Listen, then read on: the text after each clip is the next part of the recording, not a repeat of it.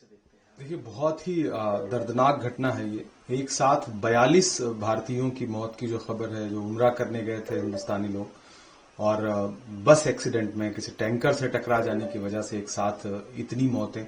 ज्यादातर लोग तेलंगाना हैदराबाद के हैं और उसमें बच्चे और महिलाएं हैं। ये और ज्यादा दुखद है कि एक साथ इतनी बड़ी दुर्घटना हुई है।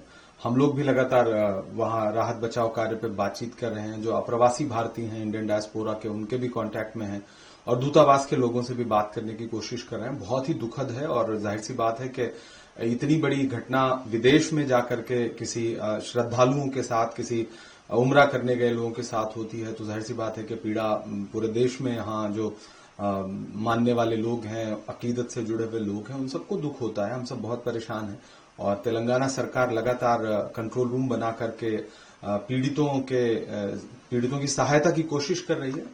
बस इस दुर्घटना पर हम यही कहेंगे कि इसकी जांच हो कि ये दुर्घटना कैसे हुई और उसमें भारत सरकार और विदेश मंत्री से मेरी गुजारिश है कि गहराई से इसकी जांच हो और पीड़ितों को सहायता पहुंचाने की कोशिश की जाए। अगर उनके परिवार के लोग शवों को, जनाजे को वापस लाना चाहें तो उसकी सुविधा जो है वो प्रोवाइड कराई जाए। जो वहां दफन हो सकते हैं वहां दफन हो।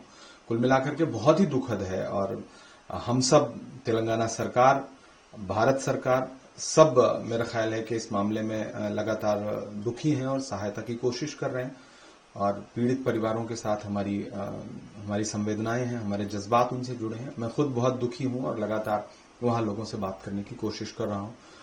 मदद के नाम पर पूरी बस क्रैश हो गई है तो घायल, शायद कोई एक सुनने में आ रहा है कि एक कोई घायल बचा है, वो सरवाइव करे, हम इसकी दुआ करते हैं। बाकी जो लोग मारे गए हैं इस हादसे में, उनके लिए हमारे पास संवेदना है।